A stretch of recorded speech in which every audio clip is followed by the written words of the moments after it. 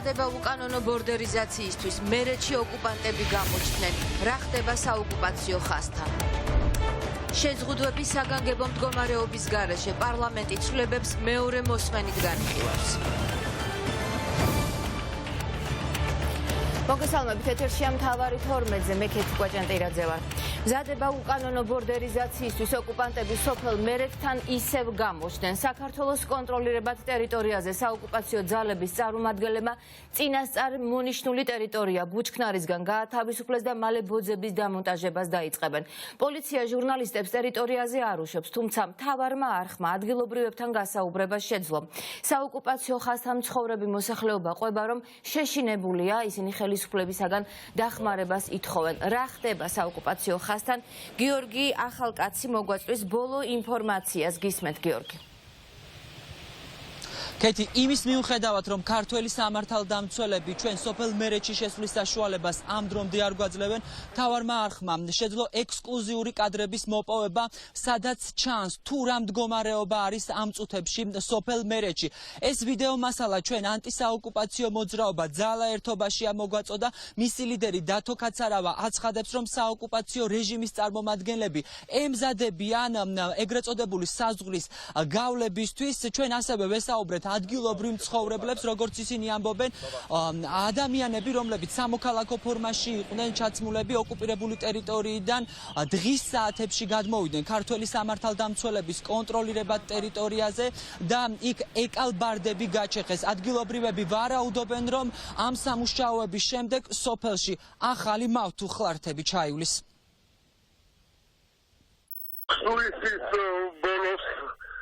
არხი გადადის და ის ნაპირს ასუფთავებენ 2 მეტრი თალიან გადმოწეულები სამოქალაქო ფორმაში ჩაცმულები მე რაც დავინახე 5-6 კაცი ასუფთავებდნენ აქეთ მართულხლართების საკეთ ღობეს.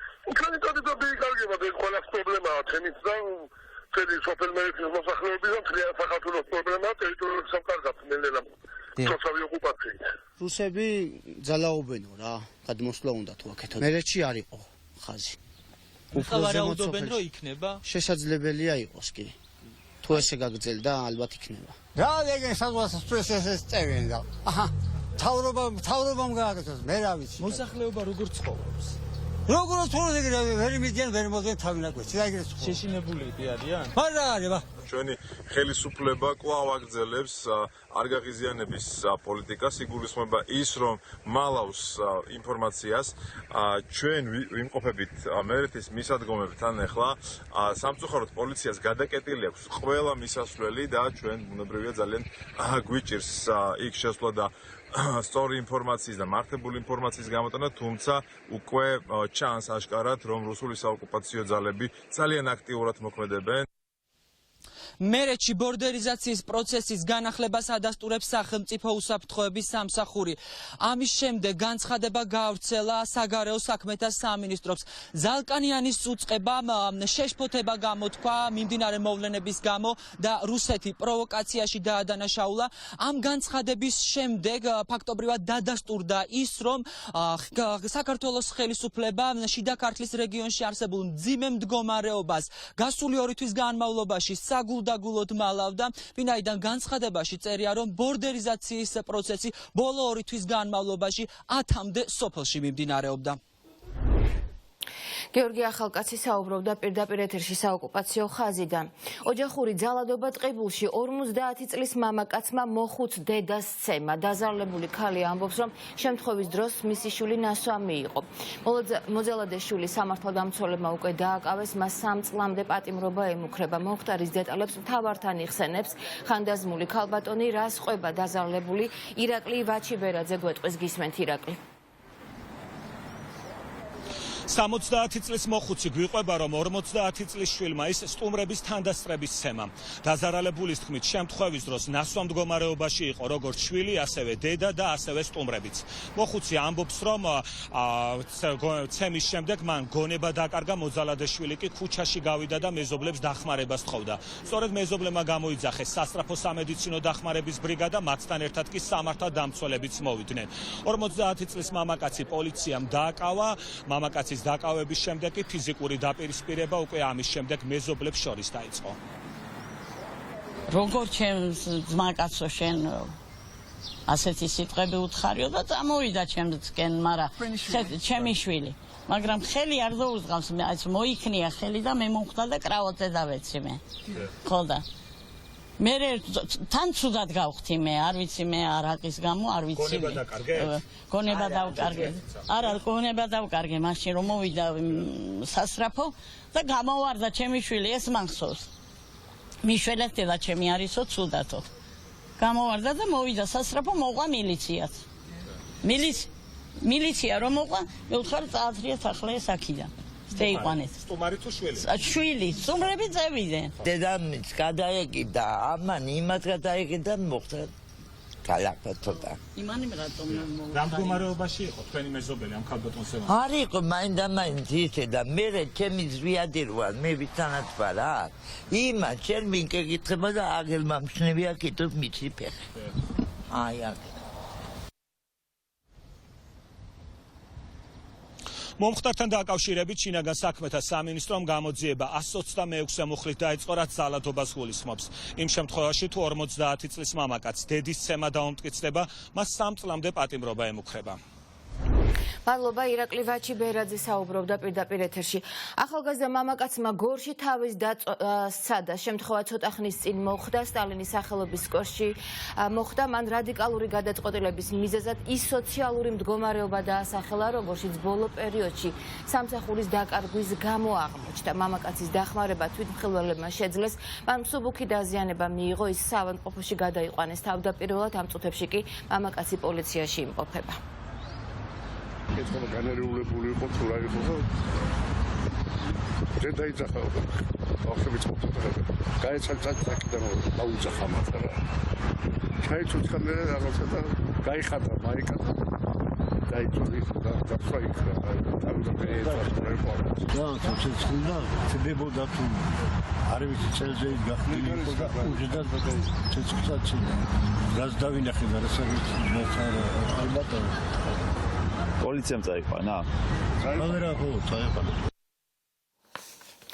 გიორგი გახარია ოპოზიციის კრიტიკას პოლიტიკურ მასკარადს უწოდებს. პრემიერი ოპონენტებს შეზღუდვების კანონპროექტის გაპროტესტების გამო სპეკულაციებში ადანაშაულებს. გახარიამ განცხადება საკოორდინაციო საბჭოს ხდომაზე გააკეთა. მთავრობის მეთაურის თქმით, პანდემია ჯერ არ დასრულებულა და გარკვეული რეგულაციები ჯერ კიდევ საჭიროა. ნინო გაზელიანი შემოგვიერთდება პირდაპირ ეთერში და გვეტყვის რა ცვლილებები შედის დღეიდან ძალაში.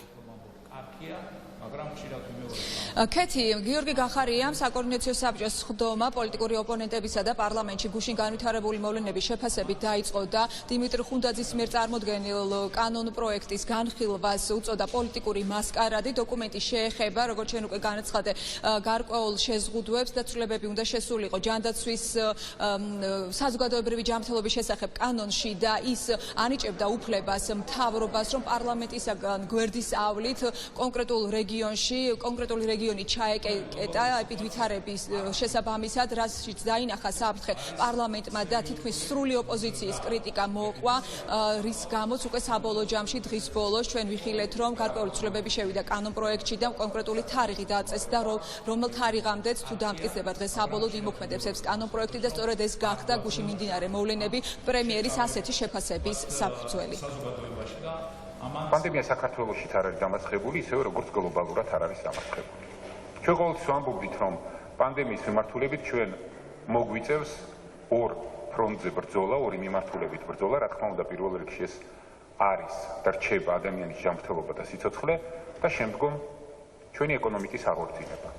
და ჩვენ აგერ გუშინ აღმოვაჩინეთ, რომ გაგვიხსნა ახალი ფრონტი, პოლიტიკური ფრონტი, რაღაც პოლიტიკური მასკარადის სახით, რომელმაც რისკის ქვეშ დააყენა და შეიძლება დააყენოს ადამიანების ჯანმრთელობა და სიცოცხლე. ვერავინ ვერ შეუშლის ხელს იმ შეზღუდვების გაგრძელებას, რომელიც საჭიროა იმისთვის, რომ მთავრობამ და ხელისუფლებამ იზრუნოს პირველ რიგში ადამიანების ჯანმრთელობაზე. ჩვენ მთავრობას გვაქვს ვალდებულება ხელი შეუწყოთ ქვეყანაში პოლიტიკური პროცესის გაგრძელებას, საკონსტიტუციო პროცესის გაგრძელებას, ყველას კარგად გვესმის, რომ წელს ჩვენ გვაქვს საარჩევნო წელიწადი, ამასაც უნდა გაუძლოთ და ამ ფრონტზეც უნდა ვიყოთ წარმატებულები და გამარჯვებულები. რაც შეეხება საგანგებო მდგომარეობას და კომენდანტის საათის უფლება და ხვალიდან უკვე ძალაში არ იქნება, პრემიერმა ასევე ისაუბრა შეზღუდვებზე და რაც ყველასთვისაც საინტერესო და პრობლემატური იყო, უქმდება 3 ადამიანზე მეტი ადამიანის გადაადგილება ავტომობილით, თუმცა ეს შეზღუდვა რჩება ტაქსებზე. ქვეყანა მზად არის დღეს გადადგას ნაბიჯი და გააუქმოს საგანგებო მდგომარეობა, რაც ნიშნავს პარალელურად იმას, რომ გაუქმდება კომენდანტის საათი და ამას მოყვება გარკვეული შემსუბუქებები. მაგალითად, ჩვენ ვიმსჯელეთ და მივიღეთ გადაწყვეტილება ასეთი კარგად ცნობილი შეზღუდვა ერთ ავტომობილში 3 ადამიანის რაოდენობით გავრცელდეს მხოლოდ ტაქსებზე და სხვა ყველა საავტომობილო საშუალებებში გაუქმდეს.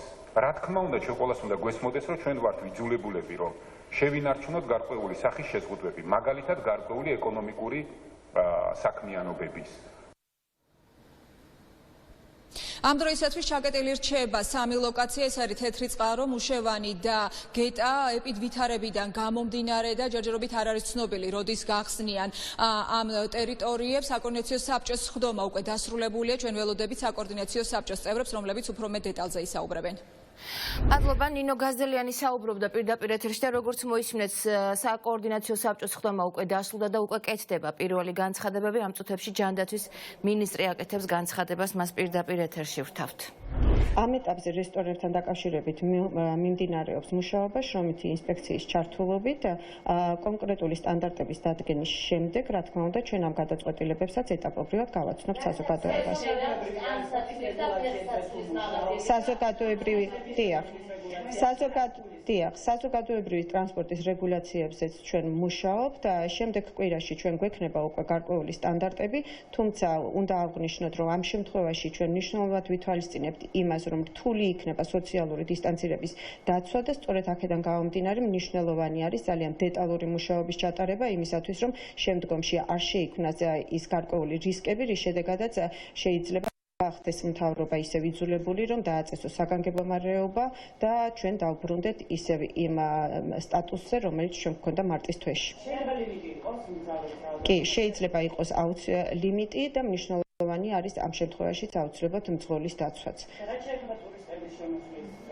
ტურისტების შემოსვლის რეგულაციებთან მიმართებაშიც ასევე ჩვენ ინტენსიურად ვმუშაობთ, როგორც ჩვენი შრომითი ინსპექციის ნაწილით, ასევე მსოფლიო ჯანდაცვის ორგანიზაციის რეკომენდაციებს ვითვალისწინებთ და ტურისტული სააგენტოებიც ჩართულები არიან ამ კომუნიკაციაში და ერთობლივად მივიღებთ შემდეგ გადაწყვეტილებებს უკვე იმ სეზონის დაანონსების ამოქმედებისთვის, როდესაც ბატონმა პრემიერმა განაცხადა, რომ საქართველო არის მწვანე ზონა და ჩვენ, რა თქმა უნდა, ამ შანსის გამოყენებასაც ვფიქრობთ ამ მიმართულებით. გასაფრთხებს ხედავთ ანსაცმლის და ფეხსაცმლის მაღაზიების გახსნასთან დაკავშირებით სხვა მაღაზიების გაიხსნას და თქვენი რეკომენდაცია რა იქნება, როდის შეიძლება რომ იქცეს რეკომენდაცია გახსნის საფრთხის მიზეზად? ამასთან დაკავშირებითაც, რა თქმა უნდა, კვლავ რჩება მნიშვნელოვანი, რომ უნდა იყოს სოციალური დისტანცირება დაცული. ჩვენ ყველა მაღაზიის წარმომადგენლებთან მუშაობთ და პირველ რიგში ჩვენ გვყავს დაყენებული მაღაზიები, რომლებსაც აქვთ მხოლოდ ქუჩის მხრიდან შესასვლელები და უკვე შემდგომ ის მაღაზიები, რომლებიც მუშაობენ მოლებში, მათთანაც ინტენსიური კომუნიკაცია და შეხვედრები მიმდინარეობს, როგორც ეკონომიკის სამინისტროს მხრიდან, ასევე ჩართული არის ინტენსიურად შრომის უსაფრთხოების დეპარტამენტი და ჩვენ მუშაობთ ასევე იმ მონიტორინგის სამსახურის ამუშავებაზე, როდესაც დადგენილი წესების განკონტროლება მოხდება უკვე შრომითი ინსპექციის მხრიდან. მადლობა.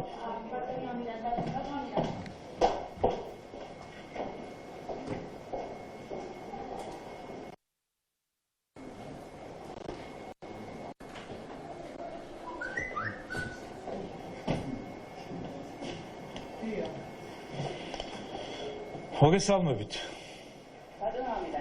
კითხები თუ მოკლე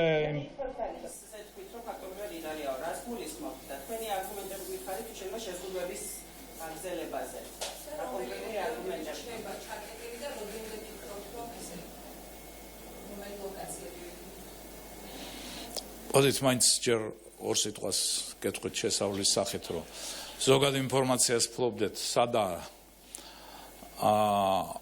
დღეს სამყარო გლობალური პანდემიის თვალსაზრისით რა ხდება ჩვენთან და რაზე უნდა ვიყოთ ფრთხილად განსაკუთრებით ახლა.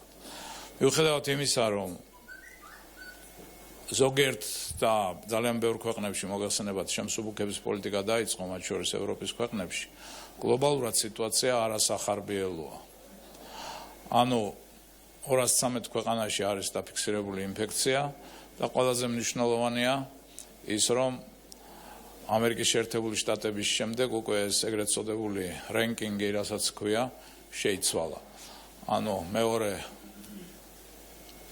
თუ იყო გარკვეული პერიოდი იტალია, შემდეგ თქვათ ევროპის ბრიტანეთი და ასე შემდეგ, ეხლა მეორე ადგილზე გადაინაცვლა რუსეთმა, რაც ჩვენთვის განსაკუთრებით საყურადღებოა გავრცელების თვალსაზრისით, იმიტომ რომ ჩვენი უშუალო ჩრდილოეთი მეზობელია, ასევე ძალიან მნიშვნელოვანი ნიშანია, რომ მესამე ადგილზე გადავიდა ბრაზილია, ანუ სამხრეთ ნახევარსფეროს, სადაც უკვე აცივების პერიოდი, ანუ სამთრის პერიოდი იწყება, ეს სწორედ ინდიკატორია იმისა, რომ ჩვენ გარკვეულად უნდა ვემზადოთ ასევე აცივების პერიოდში, ანუ შემოდგომიდან შესაძლებელ მეორე და მესამე ტალღებზე, როცა არის საუბარი და ჩინეთი, რომელიც თქვათ საიდანაც დაიწყო ეს პანდემია, მე-13 ადგილზეა. ანუ ძალიან ბევრმა ქვეყანამ უკვე თავისი გავრცელების, სიკვდილიანობის მაჩვენებლით გადაასწრო. ერთადერთი ზოგადად გლობალურად დამაიმედებელია ის, რომ სიკვდილიანობის მაჩვენებელი ბოლო ერთ თვის განმავლობაში თუ სადღაც 7%-ზე ადიოდა გლობალურად, ჩამოსულია 6.4%-მდე და არის ტენდენცია შემცირების. ანუ ჯანდაცვის სისტემები უფრო მომზადებულია და მეტი ადამიანის გადარჩენა ხერხდება. გადარჩენის და ეგრეთ წოდებული გამოჯამრთელების მაჩვენებელი გლობალურად არის სადღაც 38%. ამას ხაზს უსვავ, იმიტომ რომ ჩვენთან საქართველოში ეს პროცენტი გვაქვს 68, რაც პოზიტიური ინდიკატორია, ანუ გამოჯამრთელების მაჩვენებელი. ამავე დროს ძალიან საყურადღებოა უკვე ჩვენი სამეზობლო. 4-ვე ქვეყანა, რომელთანაც ჩვენ საზღვარი გვაქვს, ხედელობაში მაქვს რუსეთი, სომხეთი, აზერბაიჯანი და თურქეთი, ყველგან სიტუაცია არასახარბიელოა ეპიდსიტუაცია. შედარებით უფრო ასე ვთქვათ, წყნარდება შეიძლება ითქვას და დაწყნარების ტენდენცია გამოჩნდა თურქეთში, მაგრამ სამწუხაროდ ზრდა არის სერიოზული, მოგეხსენებათ, რუსეთზე აღარ ვსაუბრობ, რუსეთი თავის გავრცელებით მეორეა სოფლიოში, ასე სომხეთში და ასევე აზერბაიჯანში. ამიტომ ამიტომ, რასაც მე ახლა მოგახსენებთ ჩვენთან ეპიდსიტუაციას, ეს არავითარი დამშვიდების საფუძველს ჩვენ არ გვაძლევს. იმიტომ რომ ირგვლივ მდგომარეობა ისეთია, რომელიც ყოველ წუთში შეიძლება გამწვავდეს და ასევე მივიღოთ თუ ჩვენ სწრაფად გადავდგავთ გარკვეულ ნაბიჯებს, იგივე საზღვრის რომელიმე ქვეყანასთან გახსნის და ასე და შემდეგ, სწრაფად შეიძლება მივიღოთ ისევ და ისევ ეპიდაფეთქება. ამიტომ ეს არის ხაზგასასმელი, რომ ჩვენ ძალიან სკრუპულოზურად უნდა ვაკვირდებოდეთ ჩვენს ირგვლივ მყოფ ქვეყნებში და მათ შორის იმ ქვეყნებში, ვისთანაც ჩვენ ეკონომიური ინტენსიური ურთიერთობა გვაქვს, იგივე ჩვენს ტრადიციულ პარტნიორებთან, როგორც არის ბელარუსი, სადაც პოსტსაბჭოთა ქვეყნებში რუსეთის შემდეგ ყველაზე მეტია ინფექცია, უკრაინაში, ცენტრალური აზიის ქვეყნებში, მოლდოვაში, ყველგან სიტუაცია გაცილებით უფრო რთულია. რაც შეეხება საქართველოს, ჩვენ დღევანდელი დილის მონაცემებით გვაქვს 723 შემთხვევა ლაბორატორიულად დადასტურებული, რომელიც გამოვლინდა 45,707 გამოკვლეული ეგრეთ წოდებული შესაძლო შემთხვევიდან, ანუ რომელიც ლაბორატორიულ კვლევას ექვემდებარებოდა. სულ ჩატარებულია ქვეყანაში 48,290 PCR კვლევა. ლაბორატორიული კვლევები გაცილებით მეტია, სწრაფ ტესტებსაც თუ ამას მეამატებ, დაახლოებით 5-დან 10,000-მდე უნდა დაემატოს. აქედან დღევანდელი გვაქვს 2 დადასტურებული შემთხვევა. ერთ შემთხვევა დაკავშირებული თეთრი წყაროს ეგრეთ წოდებულ სამედიცინო კლასტერთან და ეს არის შემთხვევა ანუ კონტაქტისა და მეორე გახლავთ საკარანტინო ზონებიდან.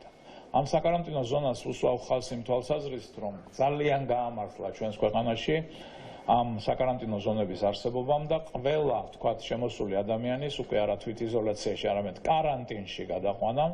დაახლოებით 120-მდე ადამიანი ჩვენ იდენტიფიცირებული გვყავს კარანტინში და ამით ჩვენ პრევენცია გავაკეთეთ ინფექციის შემდგომი გავრცელებისა. ეს ადამიანები ან თვითიზოლაციაში რო ყოფილიყვნენ, ან შედარებით თავისუფლად, მოგეხსენებათ, ისინი ადვილად გაიტანდნენ ინფექციას. მოგეხსენებათ, სიკვდილი გვაქვს 12, გამოჯამრთელების მართლება 495 და როგორც გითხარით, ეს საერთო ინფიცირებულების 68%. ცხელწერტილად ქვეყანაში ამ ეტაპზე რჩება ერთი ასე ვთქვათ, რეგიონის ერთი ადგილი. ორი სოფელი. ანუ ზოგადად ყველაზე დაძაბული სიტუაცია ამ პერიოდში ჩვენ მქონდა ქვემო ქართლის რეგიონში და კერძოდ სამ მუნიციპალიტეტში, პოლნისი, მარნეული და თეთრიწყარო.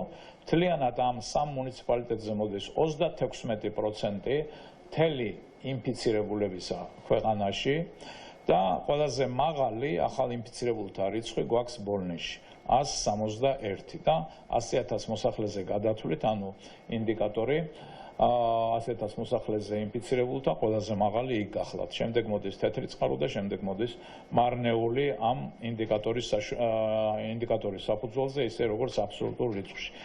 თეთრიწყაროში არის 58 ინფიცირებული იყო უпростоრეთ, იმიტომ რომ ბევრი უკვე გამოჯამრთელდა და მარნეულში 38. რაც შეეხება ბოლნისში თვითონ მუნიციპალიტეტში ცხელი წერტილი არის ორი სოფელი. ეს გახლავთ სოფელი მუშევანი და სოფელი გეტა, სადაც სერიოზული კვლევები მიმდინარეობს. გეტაში ჩვენ მთელი მოსახლეობა გამოვიკვლევთ ამ სოფლის, ეს არ არის დიდი სოფელი, დაახლოებით 400-მდე ადამიანი.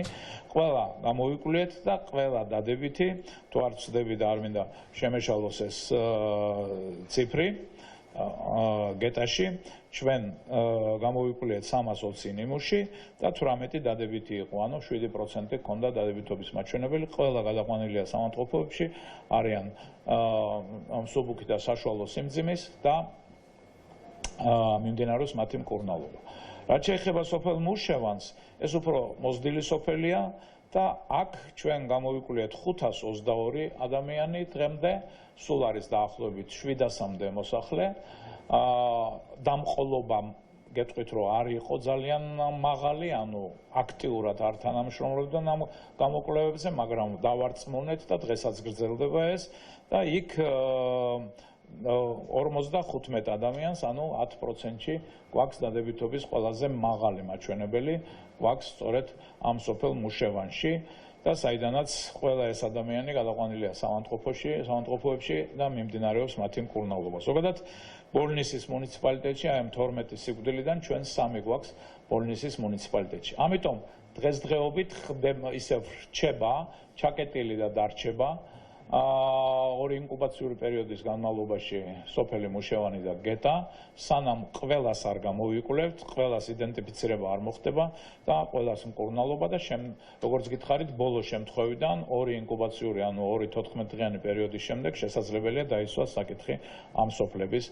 გახსნაზე. აი ეს არის ზოგადი სიტუაცია და ახლა გიპასუხებთ კითხვებს. თუ შეიძლება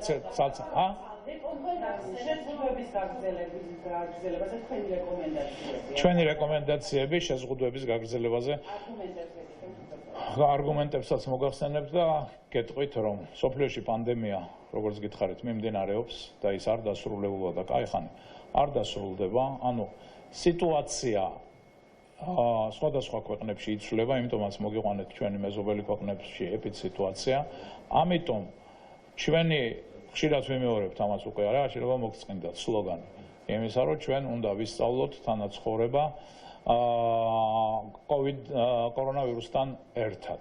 და ეს საკმაოდ დიდხანს დაგჭირდება და საკმაოდ დიდხანს დაგჭირდება ჩვენ გარკვეული რეკომენდაციების დაცვა და ზოგიერთ შემთხვევაში კაცრი შეზღუდვების კიდევ გამეორება ხოლმე.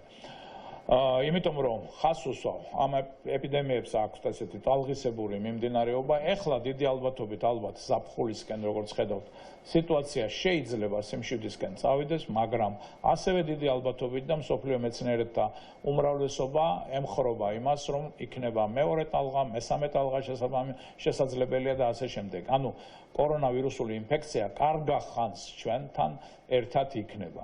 ამიტომ ეს შეზღუდვები როგორიც არის მოკლევადიანი ვთქვათ ამა თუ იმ ადგილის და არეალის ჩაკეტვა.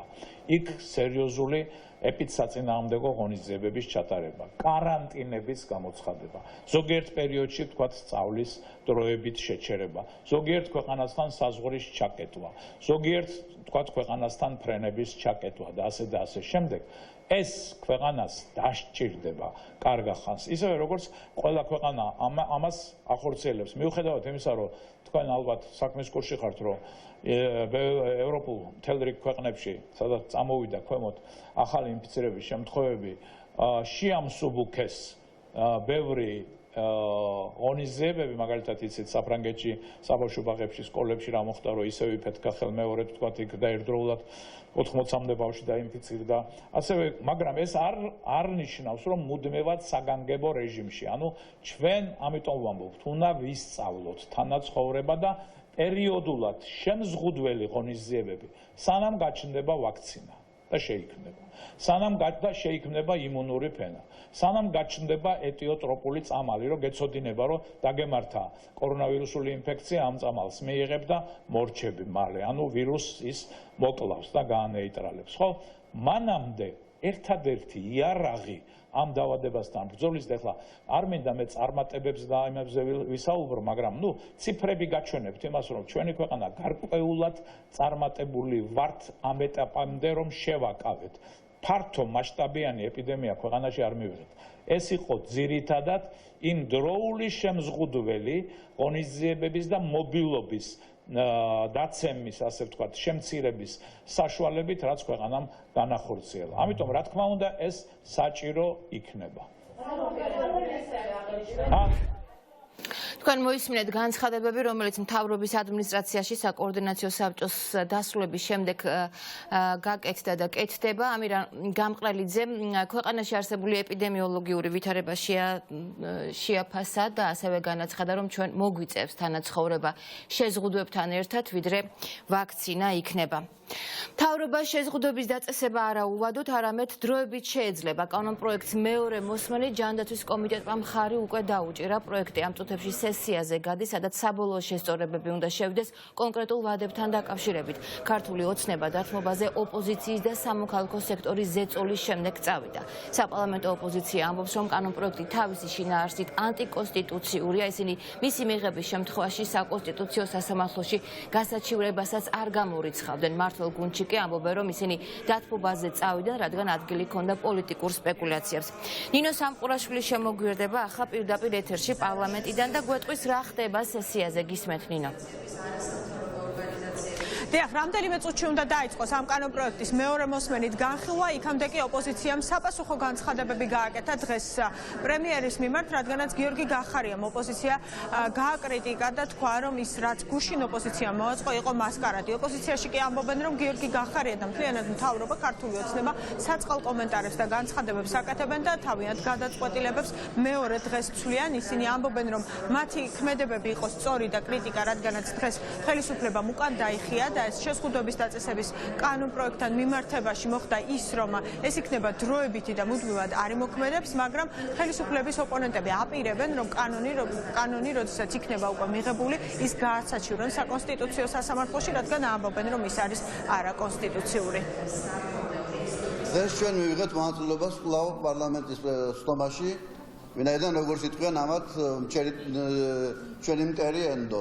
შეიძლება ხვალ კვლავ შეცვალონ ამ დღეს ის გადაწყვეტილება, რაც იქნა გუშინ მიღებული. პარლამენტი ღებულობს კანონს, რომელიც ეწინააღმდეგება კონსტიტუციას, მაინც არ არის მოხსნელი და იგი მაინც გასაჩივრებული იქნება. რაც შეეხება მთავრობის, ასე ვთქვათ, საწყალ კომენტარებს. ყოველ წუთას ამბობენ, იხევენ უკან, განაცხადებენ რიხით ხოლმე, რომ ქვეყანაში არ არსებობს პოლიტიკური პატიმრები, არიან პოლიტხოლიგნები და მეორე დღეს ფაქტობრივად უწევთ იმის, ასე ვთქვათ, მტკიცება, რომ პოლიტპატიმრები თურმე განთავისუფლებული იყვნენ საპატიმროდან ჰუმანური მოსაზრებით და არა ხალხისა და ჩვენი საერთაშორისო პარტნიორების ზეწოლით. პანდემიის დროს ისედაც გაჭირვებულ მოსახლეობას კიდევ უფრო გაურთულა ცხოვრება და ისეთი შეზღუდვები შემოიღო, რომლითაც ეკონომიკა კიდევ უფრო დამუხრუჭდა და უკან წავიდა. მოსახლეობამ დაკარგა მასობრივად სამსახური, და სამთავრობო გეგმით რაღაც 200 ლარიან დახმარებას უგდებენ ცინიკურად. და კიდევ ბედავს და ოპოზიციას ადანაშაულებს რაღაც პოლიტიკურ ბასკარატში. თავიდან ბოლომდე ქართული ოცნების ხელისუფლების 8 წლიანი მოღვაწეობა ბრჭყალებში არის პოლიტიკური მასკარადი.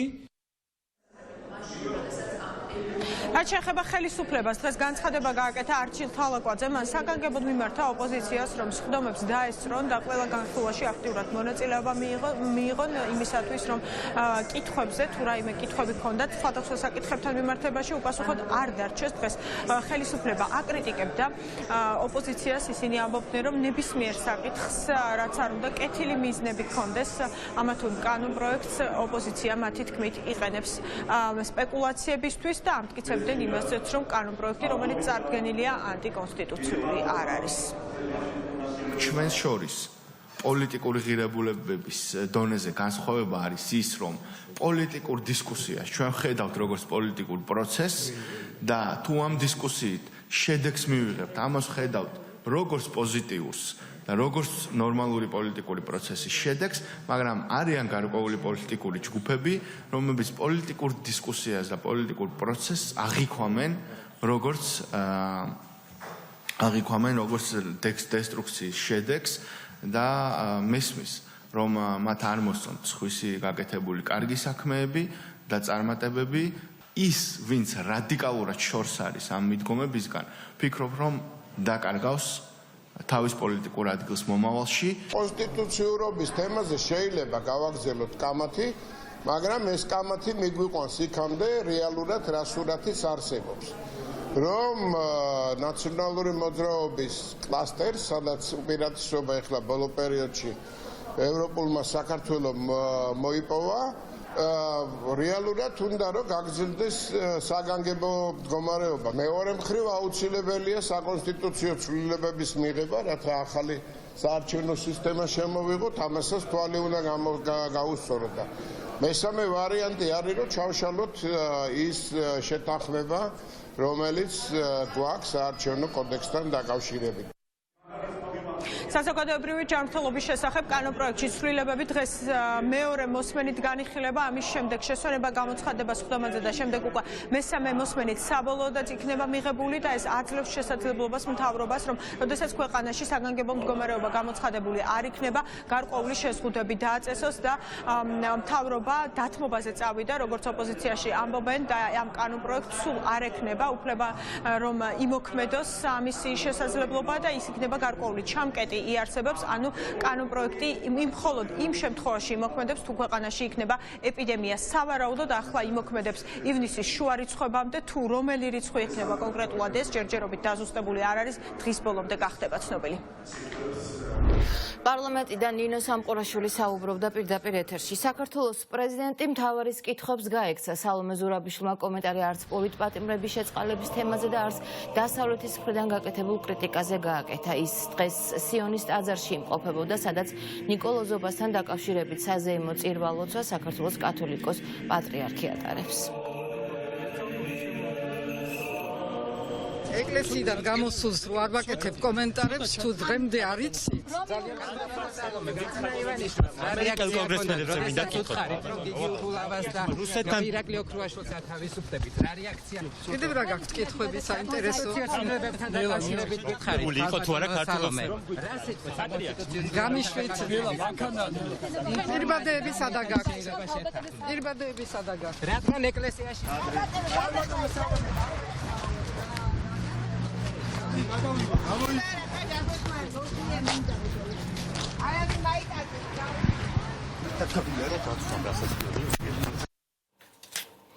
ამერიკელი კონგრესმენის კიდევ ერთი გზავნილი საქართველოს მთავრობას 8 მარტის შეთანხმება სრულად უნდა შესრულდეს, ხელისუფლებამ კი სწრაფად უნდა ჩართოს ამერიკული ინვესტიციები ანაკლიის პროექტში. ეს განცხადება ადამ კინზინგერმა ამერიკის ხმასთან ინტერვიუში გააკეთა. გიორგი რურუას გათავისუფლების შესახებ კითხვაზე ის ამბობს, რომ შეთანხმება, რომელსაც თავის დროზე ყველა ეთანხმებოდა, უნდა აღსრულდეს. კონგრესმენმა რუსეთსა და ოკუპაციაზეც ისაუბრა. მისი თქმით, საქართველოს ოკუპაცია საკმარისია იმისთვის, რომ საქართველო ნატოში მიიღო. ნიშნულოვანია, რომ შეთანხმება სრულად შესრულდეს. არ ვაპირებ ჩავერიო და რომელიმე მხარეს რამისკენ ვუბიძგო. ვიტყვი იმას, რომ შეთანხმება შედგა, რომლის დეტალებსაც ყველა მხარე ეთანხმებოდა. ნიშნულოვანია, რომ ის სრულად შესრულდეს. ჩანს, რომ ყველა მხარე დგამს ნაბიჯებს რეალური პროგრესისკენ. შევასრულოთ შეთანხმება, წავიდეთ წინ და საკითხის საარჩევნო ყუთთან გადავჭრათ. ქართულ ხალხს და საქართველოს მთავრობას ძალიან უნდა ამერიკა დაინტერესებული იყოს მათი ქვეყნით. უნდა გავაგრძელოთ ისეთი გარემოს შექმნაზე მუშაობა, სადაც ინვესტიციები ხელშეწყობილი და მისასალმებელია. ქართულ კომპანიას, რომელსაც სურს ინვესტიციების ჩადება ამერიკის შეერთებულ შტატებში, ისევე ექცევიან როგორც ამერიკულ კომპანიას. მთავრობამ მე მითხრა, რომ ანაკლიის პორტი ძალიან მნიშვნელოვანია მათი მჯერა და მოუწოდებ, რაც შეიძლება მალე ჩართონ ამერიკული ინვესტიციები პორტის პროექტში. დროა ორმაგად უფრო ჩართულები ვიყოთ საქართველოში, რომ რუსეთს ჩვენი ბულინგის საშუალება არ მივცეთ. ფაქტი, რომ საქართველო ოკუპირებულია, საკმარისია იმისთვის, რომ საქართველო ნატოში მივიღოთ. ისეთმა სუსტმა ქვეყანამ, როგორიც რუსეთია, არ უნდა შეგვაშინოს. ანაკლის პორტის შესახებ ტვიტერზე ამერიკელი გენერალი ბენ ჰოჯესის წერს, ხმასკლოვანი პორტი ხდება დიდი ცვლილებების მიზეზი. ევროკავშირი ამ პორტში ჩადებს ინვესტიციებს, როგორც ერეფანში ევრაზიასა და ევროპას შორის. შესაბამისად, რეალური ინტერესს გამოიჩენს საქართველოს უსაფრთხოებისა და მისი საზღვრების მიმართ. სწორედ ესაა მიზეზი, რატომ ეწინააღმდეგება ამას კრემლი, წერს ამერიკელი გენერალი და აზიარებს ევროპული პოლიტიკის ანალიზის ცენტრის სტატიას, რომელშიც ნათქვამია, რომ ანაკლის მნიშვნელოვანესი პორტის მშენებლობის პროექტი რუსული ჩარევით გაჩერდა. ანაკლის წარუმატებლობა კი აძლიერებს მეტოქე რუსულ პროექტს ქერჩის სრუტეზე ტამანის პორტის მშენებლობას.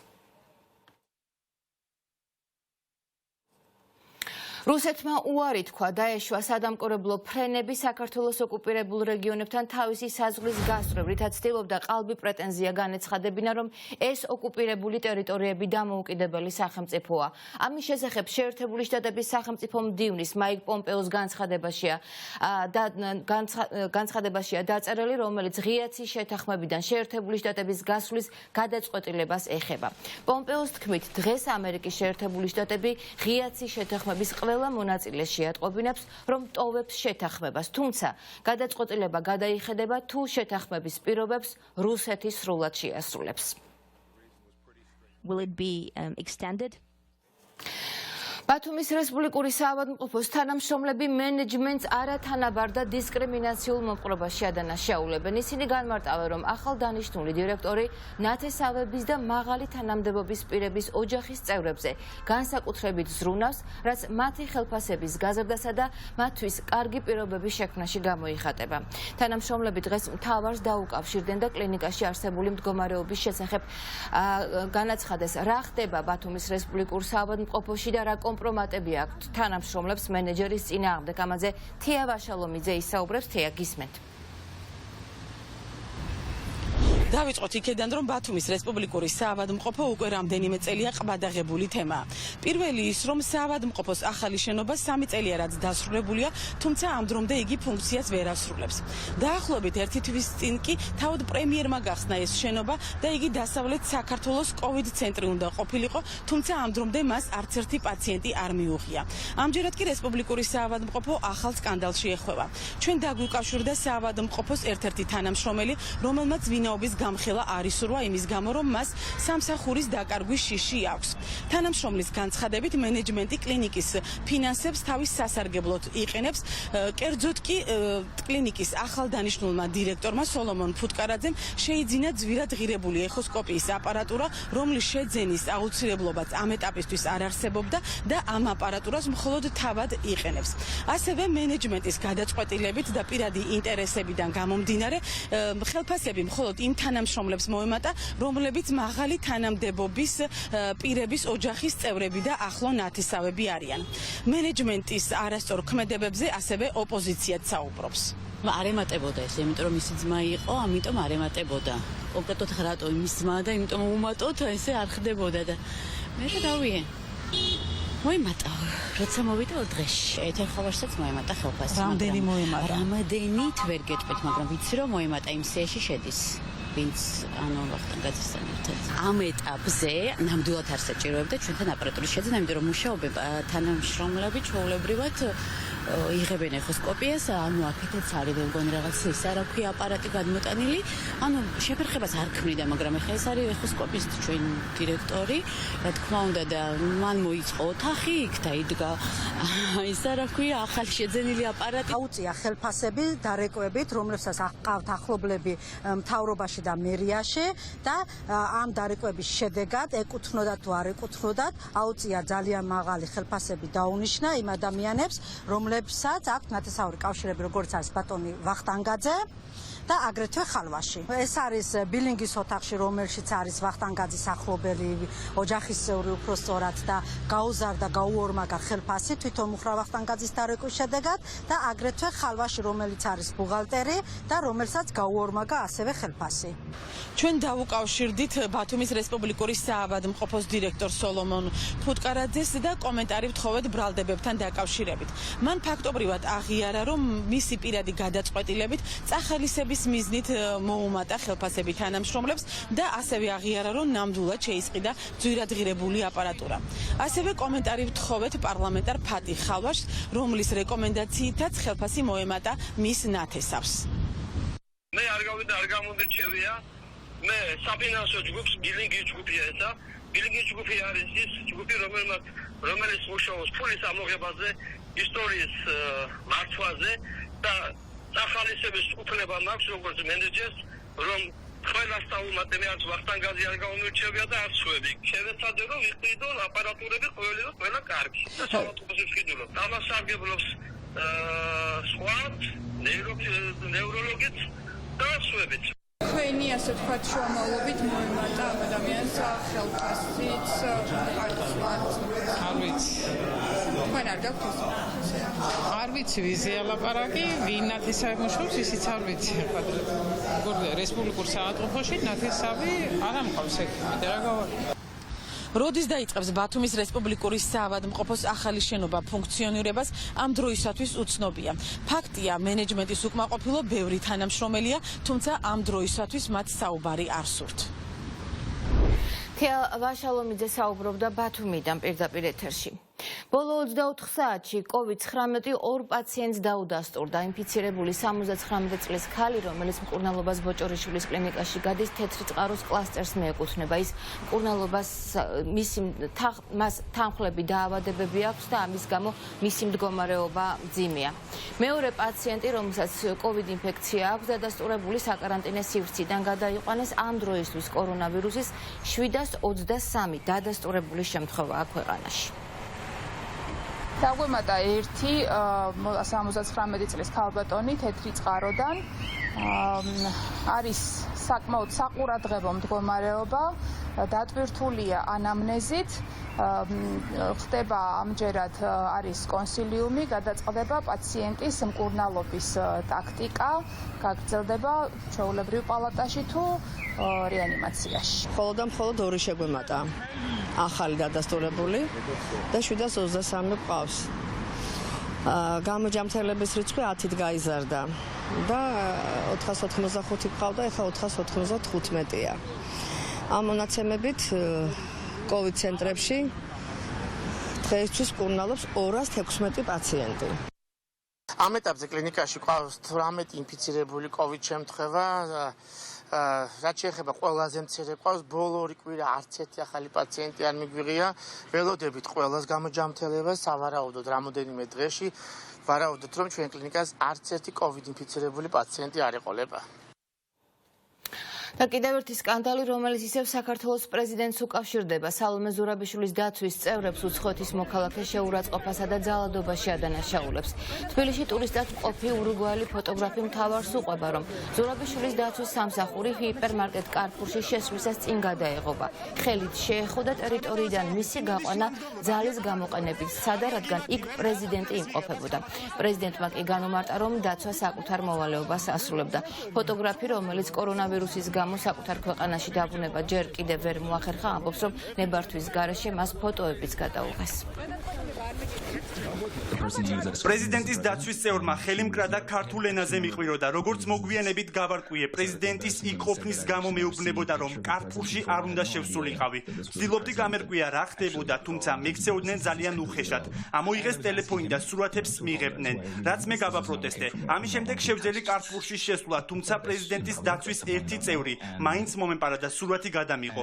ხოლო როცა ეს გავაპროტესტე კარპურის მენეჯმენტთან, დაცვასთან ერთად პრეზიდენტიც მოვიდა და ამიხსნა, რომ დაცვა ასე იქცევა ყველა ქვეყანაში და მისი დაცვაც მოვალეობას ასრულებდა. როცა დავაპირე, ამიხსნა, რომ ისინი ცუდად მექცეოდნენ და ბოჯის ვითხოვდი, სალომე ზურაბიშვილმა ტერიტორია დატოვა. პრეზიდენტ ზელენსკის სატელეფონო სკანდალთან კავშირი არ აქვს. ამ შესახებ რეფორმების აღმასრულებელი საბჭოს თავმჯდომარემ ერთ-ერთ უკრაინულ გადაცემაში ისაუბრა. მიხეილ სააკაშვილის თქმით, ზელენსკიმ იდეალური პოზიცია აირჩია და არსებულ მდგომარეობაში კარგად გაერკვა. სიტყვით გამოსვლისას მან ასევე თქვა, რომ უკრაინას შეერთებული შტატებიდან ორპარტიული მხარდაჭერა აქვს, რომლის დაკარგვაც კატასტროფული შედეგების მომტანი იქნება. რამდენიმე დღის წინ ინტერნეტ სივრცეში გავრცელდა აუდიო ჩანაწერი, რომელიც ბაიდენის შვილის მიმართ გამოძიების დაწყების საქმეს ეხებოდა. ამ საკითხთან დაკავშირებით პრეზიდენტმა ზელენსკიმ იდეალურად იმოქმედა. მას არ ჰქონდა დიდი გამოცდილება საერთაშორისო პოლიტიკაში, თუმცა ვითარება ძალიან კარგად გააანალიზა. მის მიმართ პრეტენზიები არც დემოკრატებს და არც რესპუბლიკელებს აქვთ. ჯო ბაიდენს დიდი ხანია ვიცნობ და მეგობრობ, როცა რუსეთი საქართველოში შემოიჭრა, ის პირადად ჩამოვიდა და მხარდაჭერა გამოგვიცხადა. მეორეს მხრივ ვიცნობ პრეზიდენტ დონალდ ტრამპს, რომელიც თავის მეგობარს მიწოდებს. ისინი არასოდეს უთითებენ ქვეყნებს რაიმეს გაკეთებისკენ. ჩემი პრეზიდენტობის დროს ამერიკის მხრიდან ულტიმატუმი არასოდეს მოგვისმენია. უკრაინას არჩევანის წინაშე არ აყენებენ. ჩვენ ორპარტიული მხარდაჭერა გვაქვს, დამიჯერეთ, ეს არ უნდა დავკარგოთ. ისინი ცალკეულ პოლიტიკოსებს კი არ ეხმარებიან, არამედ ეს მთლიანი ერისთვის არის განკუთვნილი. პრეზიდენტი ზელენსკის ადმინისტრაცია აუდიო ჩანაწერების გავრცელებასთან არანაირ კავშირში არ არის. პირიქით, ნებისმიერი დესტაბილიზაცია, რომელიც უკრაინას გახლებს, მხოლოდ მტრებს აძლევს ხელს. არასოდეს ვამართლებდი გვერდზე გადგომას, თუმცა ამ მდგომარეობაში ეს საუკეთესო გამოსავალია. და ბოლოს ეპიდემიის გავრცელების მსოფლიო სტატისტიკა 210 ქვეყანაში კორონავირუსის 5.200.000 შემთხვევა გამოვლინდა, 335.000-მდე პაციენტი გარდაიცვალა. ვირუსის დამარცხება ამ დროისთვის 2.100.000-ზე მეტმა ადამიანმა შეძლო. ასეთი იყო ახალი ამბები ამ დროისთვის. მთავარი პირდაპირ ეთერში 3 საათზე დაბრუნდება, თუმცა მანამდე გაეცანით ყველა მნიშვნელოვან სიახლეს ჩვენს ვებ გვერდზე mtavari.tv. დროებით.